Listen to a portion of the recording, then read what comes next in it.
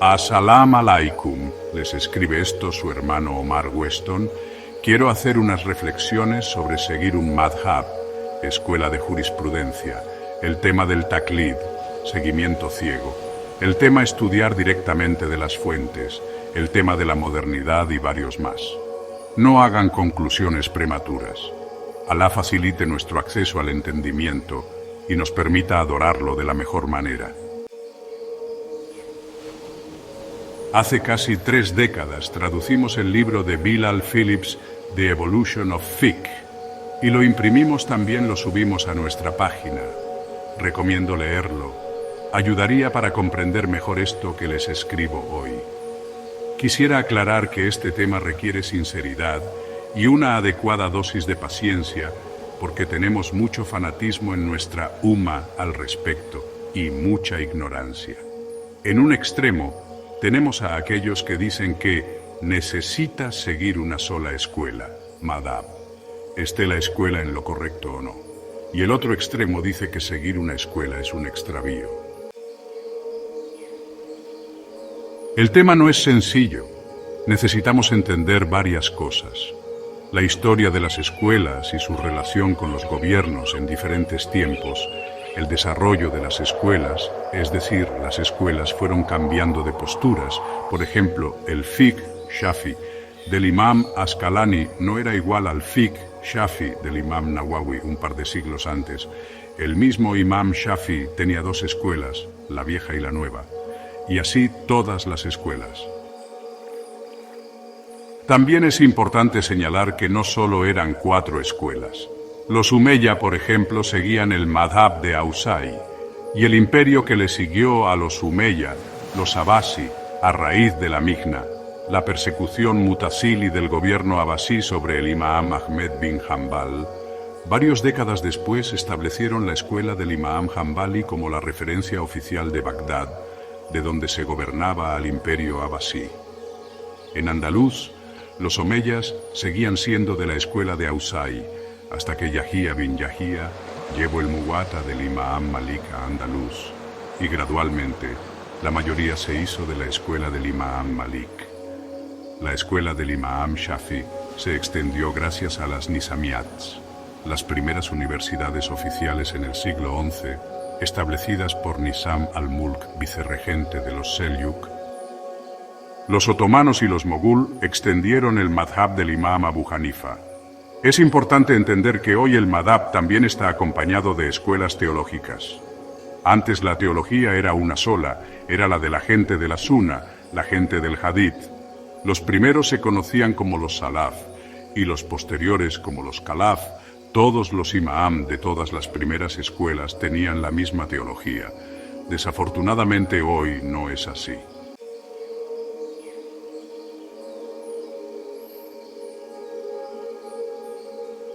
También es importante saber que la primera escuela, establecida como oficial, fue la del imam Ahmed bin Hanbal por los Abbasi, y no era una escuela de fiqh, sino era una escuela en esencia teológica, nacido de la Mihna, y para contrarrestar esta escuela teológica, las Nizamiyat, que eran del Kalam, empezaron su escuela teológica.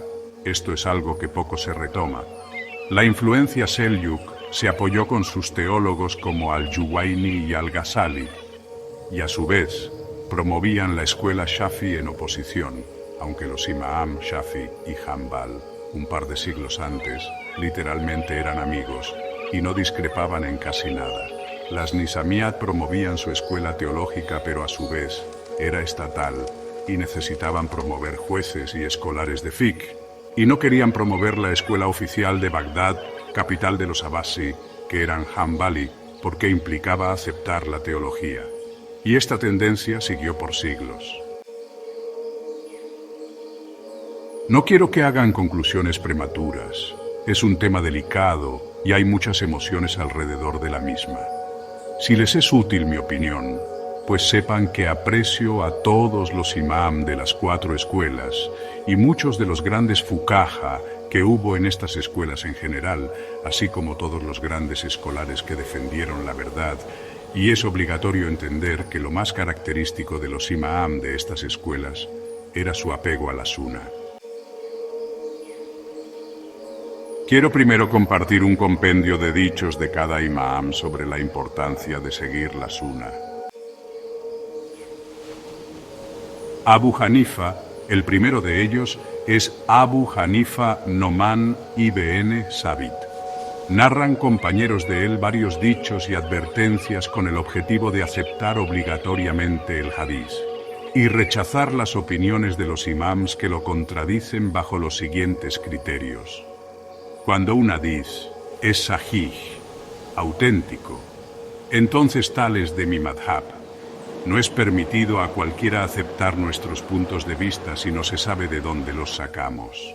En una narración se cuenta: es prohibido a cualquiera dar veredictos en base a mis palabras, ya que no sabe cuál es mi evidencia. Otra narración añade: porque somos meros mortales, decimos una cosa un día y nos retractamos de ella al siguiente. En otra más se dice: malditos seáis.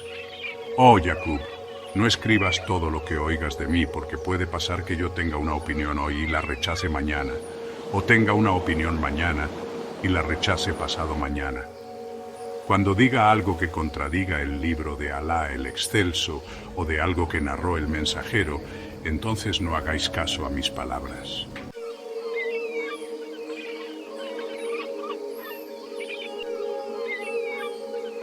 El imam Malik dice: en verdad que soy solo un mortal, me equivoco a veces y acierto a veces. Por lo tanto, mirad en mis opiniones, todo lo que está acorde al libro y la sunna, aceptadlo, y todo aquello que no está de acuerdo con el libro y la sunna, ignoradlo. Aquel después del profeta tendrá sus dichos aceptados y rechazados, no así el profeta. Ibn Wahb dijo: escuché que Malik fue cuestionado sobre la limpieza entre los dedos de los pies durante la ablución. Él respondió: la gente no tiene por qué hacerlo. No me acerqué a él sino hasta que la multitud se había reducido, entonces le dije: sabemos una sunna sobre eso. Él contestó: ¿cuál es? Y le dije: Lais ibn Sa'd ibn Layé a Yamer ibn al-Harith nos narraron de Yazid ibn Amer al-Ma'firi de Abu Abd, al-Rahman al-Jubuli de Mustaurid ibn Chadad al-Qurashi, quien dijo: vi al mensajero de Alá frotarse entre los dedos del pie con su dedo meñique. A lo que él dijo: este hadiz es bueno. No había escuchado de él nada hasta ahora. Posteriormente supe que él era cuestionado sobre el mismo asunto, a lo cual él ordenaba que se limpiaran entre los dedos de los pies.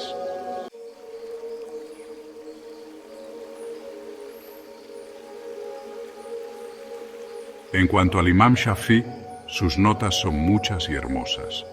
Sus seguidores fueron los mejores en su adscripción. Las sunnas del mensajero de Alá van y vienen a cada uno de nosotros constantemente. De modo que a donde sea que expreso mi opinión o formulo un principio, donde algo contradice mi punto de vista es que existe la opinión del mensajero de Alá, entonces el punto de vista correcto es aquel que el mensajero de Alá ha dicho, y esto es mi punto de vista también. Los musulmanes están unánimemente de acuerdo que si una sunna del mensajero de Alá ha esclarecido algo a alguien, no se permite a éste dejarla por el dicho de cualquier otro. Si vos encontráis en mis escritos algo diferente a la sunna del mensajero de Alá, entonces hablad en base a la sunna del mensajero de Alá y abandonad lo que he dicho. En una narración se dice: entonces seguid la sunna y no miréis quién es a otros lados. Cuando una dice sahih, entonces él es mi madhab. Vosotros estáis más percatados del hadith que yo, le dijo a unos eruditos del hadith. Así que cuando un hadith es correcto, informadme de él, ya sea que es de Kufa, Basora o Siria, de modo que pueda tomar el punto de vista del hadith en cuenta, en tanto este sea correcto, y contradice lo que he dicho. Entonces desechad mi dicho, si es mientras vivo o posterior a mi muerte. Si vosotros me oís decir algo, y es algo que está en contra de lo auténticamente reportado por el profeta, entonces sabed que mi postura estaría lejos. Por cada cosa que digo, si hay algo auténtico del profeta que contradice mis palabras, entonces el hadith del profeta está primero, así que no sigáis mi opinión. Imam Ahmed fue el más destacado de los imams en compilar la sunna y adherirse a ella, tanto que inclusive le disgustaba un libro que consistía de deducciones y opiniones. Por eso él dijo: no sigáis mi opinión ni sigáis la opinión de Malik, de Shafi'i, de Auza'i y ni de Tauri, sino tomad de donde lo extrajeron. No copiéis vuestra religión de cualquiera de ellos, pues lo que viene del profeta y sus compañeros tomadlo. Después de ellos, lo que viene a sus sucesores es donde el hombre tiene elección. Una vez relatando, el seguir significa que un hombre sigue lo que viene del profeta y sus compañeros, después sus sucesores, también, y estos no tienen tanta importancia como los sahabat. Y la opinión de Auza'i, la de Malik, la de Abu Hanifa son eso, solo opiniones, todas ellas iguales ante mis ojos. Sin embargo, la prueba se encuentra en las narraciones del profeta y sus compañeros. Cualquiera que rechaza una declaración del mensajero de Alá está al borde de la destrucción.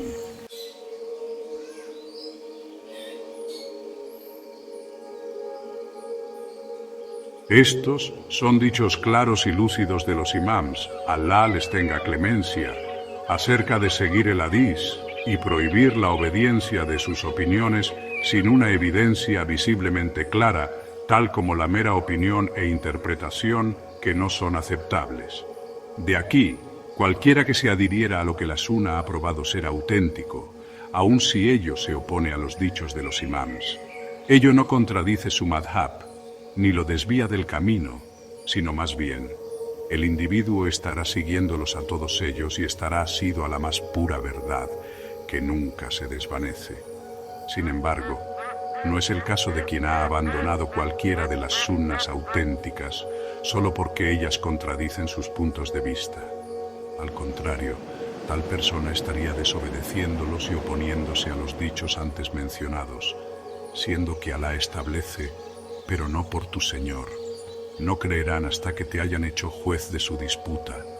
Entonces ya no encontrarán en sí mismos dificultad en aceptar tu decisión y se adherirán plenamente. También dice que tengan cuidado los que se hurtan a su orden, la de Mohammed, no sea que les aflija una prueba o que les aflija un castigo doloroso.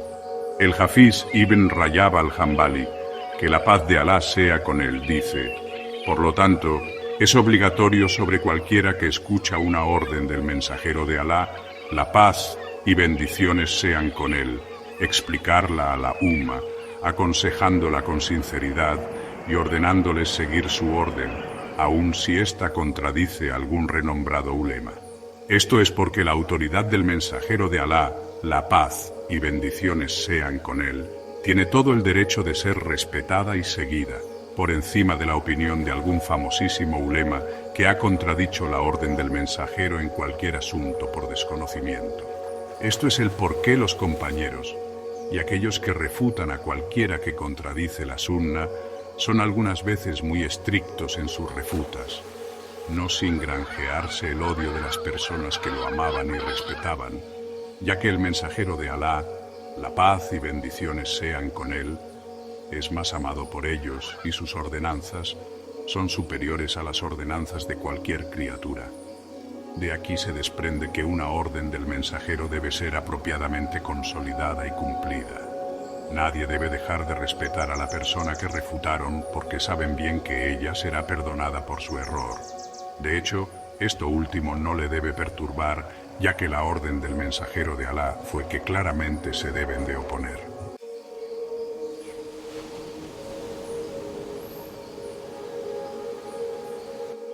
En los tiempos posteriores al profeta, la paz sea con él, se enviaron grandes sahaba a enseñar a diferentes regiones, y estos tuvieron sus alumnos que se quedaban enseñando posturas de sus maestros.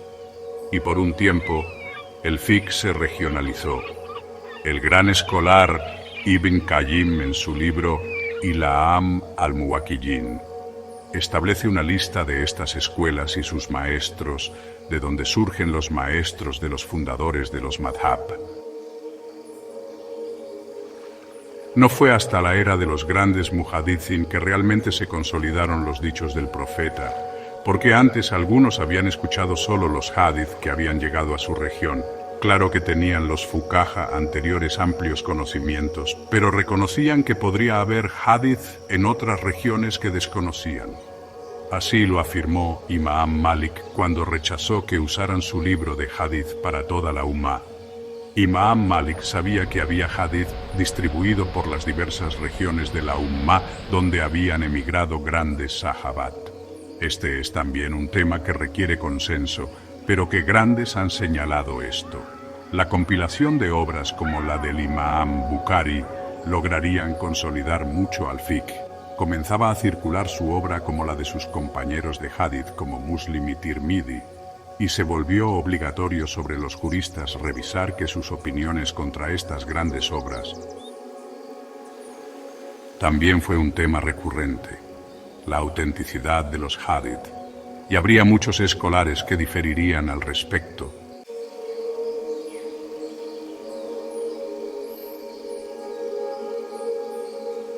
Quiero compartir algo que creo importante comprender antes de entrar más a fondo sobre el tema de los madhab.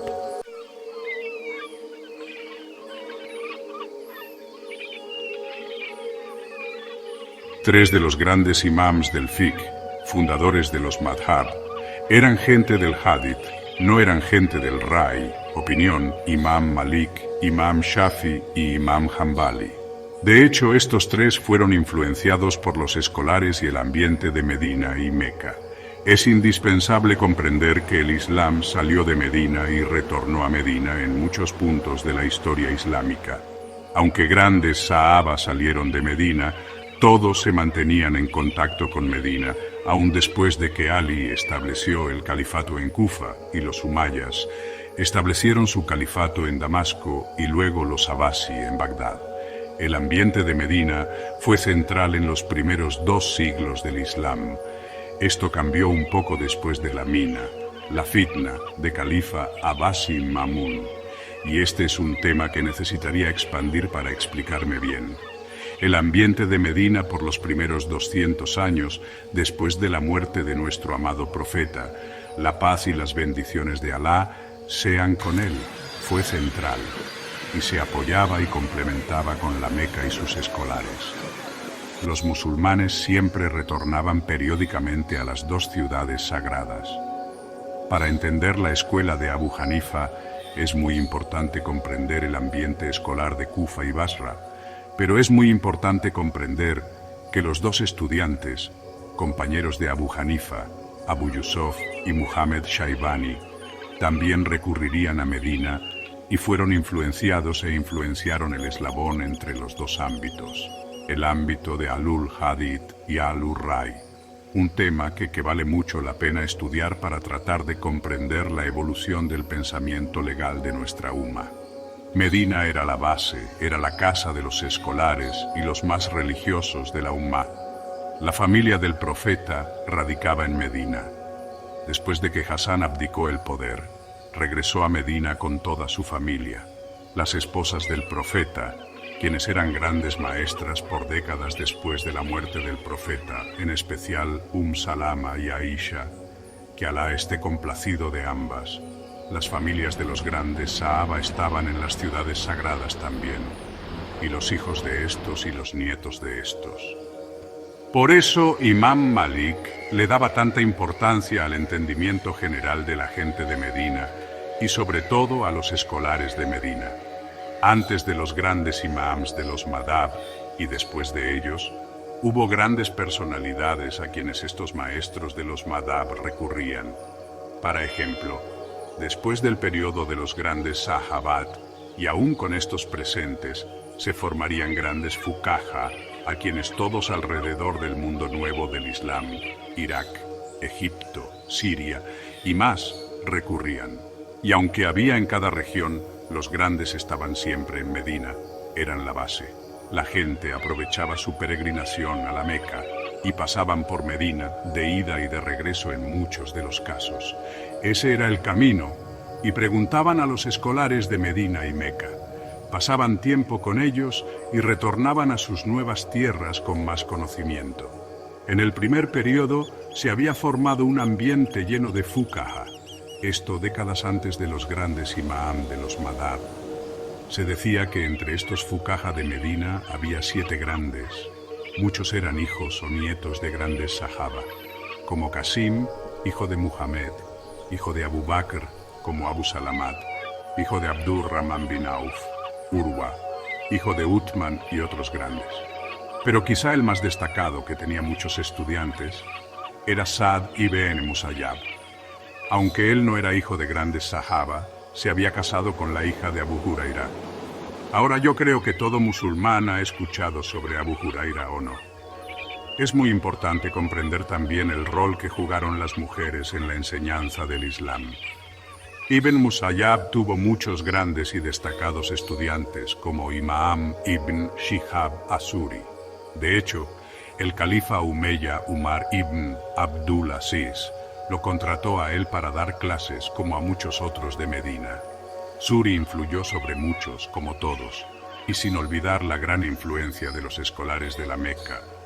Imam Malik fue estudiante de Zuhri.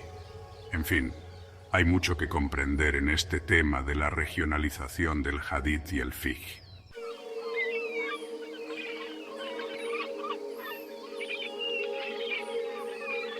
Otro punto fundamental que debemos entender es que los fuqaha de los madhab, que hoy sigue la Ummah, fueron parte del proceso de compilación del hadith, que no concluyó hasta después de los fuqaha de los madhabs. Es decir, aunque todos eran gente del hadith, llegarían después de ellos escolares del hadith, que consolidarían el hadith viajando por todo el mundo, verificando y compilando hadith de todos los escolares de la Ummah. Imam Malik, por ejemplo, nunca viajó a otros lados, salvo a la Meca. Escuchaba algunos hadith de otras regiones, pero se aferraba a Medina solamente. Imam Shafi estudió con él, pero viajó a varios lados. Y quien más consolidaría el hadith, que era la base del fiqh, es decir, todos sabían el Corán. Pero la segunda fuente sí era el hadith. No por nada el libro de fiqh de Imam Malik, el más distinguido de su época, era un libro de hadith y atar, dichos de los compañeros, el famoso libro del Muwatta. Sería en Imam Ahmed, entre estos fuqaha, pero había y hubo grandes escolares del hadith antes que él, como el Sheikh Sufyan ibn Uyayna. Para citar un solo ejemplo, Ahmed ibn Hanbal hizo el libro más extenso del hadith, pero los verdaderos maestros del hadith serían Bukhari, Muslim, Tirmidhi, Nisai, Ibn Majah y Abu Daud. Y hubo grandes que les siguieron por siglos, pero estos 6 fueron fundamentales para el fiqh posterior. Y es por esto que vemos que el fiqh tuvo que conciliarse nuevamente con el hadith. Y esta es una de varias razones por las que encontramos diferencia de opinión. Era evidente que algunos tenían ciertos conocimientos de dichos del profeta que otros no tenían, y que los escolares del madhab posteriores ajustarían el madhab a las nuevas evidencias.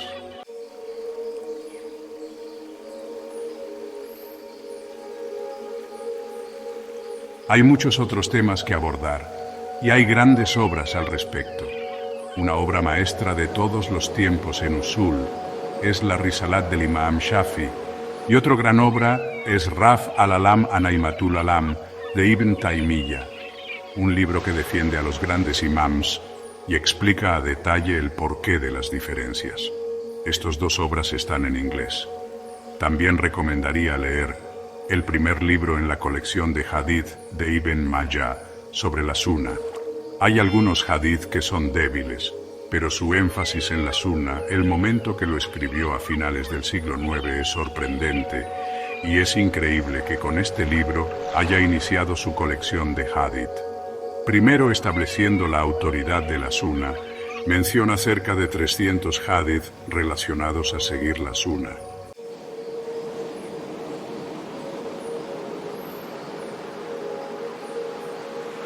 Ahora quisiera decir que de los grandes defensores de la gente de la Sunna, la gente del hadith que se apegan a la comprensión de los salaf, defienden que seguir un madhab es algo positivo. Imam Rajab al-Hanbali escribió un ensayo llamado Refuta a aquellos que no siguen una de las 4 escuelas, madhab, al-Arba. Imam Rahab del siglo XIV defendía mucho la postura de la gente de la Sunna, refutando a los del Kalam y defendiendo seguir a los Salaf. Escribió un libro que todos los Salafi de la modernidad usan como texto base llamado Fadl al-Salaf ala al-Milhalf, la superioridad del entendimiento de los Salaf sobre los Khalaf. Y sin embargo escribió un listado exhaustivo de todos los ulema de su madhab llamado Dil Tepet el-Hanabla.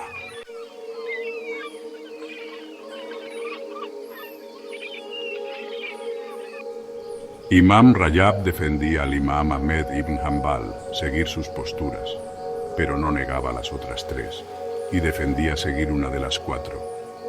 Creo que sería muy bueno traducir su libro. Sería importante entender el concepto de ijtihad. También el grande escolar Ibn Taymiyya tiene un libro llamado Raf al-Malam, que defiende el estatus de los escolares de las cuatro escuelas.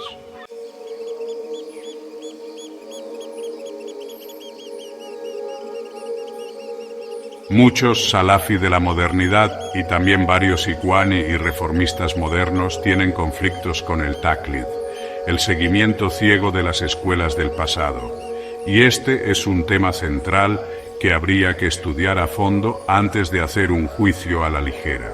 ¿Qué es el taqlid y qué se ha dicho sobre este tema a través de los siglos de escolaridad islámica?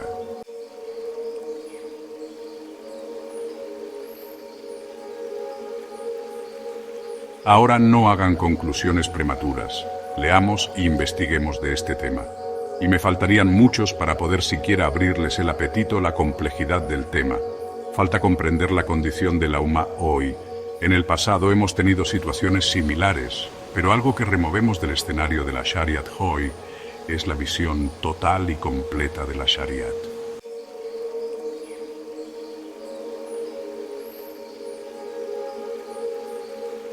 Es importante comprender que gran parte del fiqh, para ser preciso la parte del fiqh que desarrolló el madhab, a su vez las cuatro evolucionaron, fue el fiqh que hoy en un ambiente secular no practicamos. El fiqh del pasado era un fiqh a nivel social, era un fiqh que rebasaba los derechos individuales y se enfocaba más en el derecho social. Quizá necesitaría elaborar más este tema, pero como ejemplo el fiqh del pasado no se enfocaba tanto en dónde poner tus manos en el salat, aunque se mencionaba, sino se enfocaba en los códigos sociales, las leyes familiares, penales, civiles en general, que se legislaban desde los juzgados. Jugaba un rol indispensable el qadi de alguna región, y estos qadis se apoyaban en el fiqh de los ulema de su madhab. Y en muchos casos, depende del momento de la historia, los gobiernos por homogeneidad escogían un madhab. Y este tema es vital para comprender en nuestros tiempos.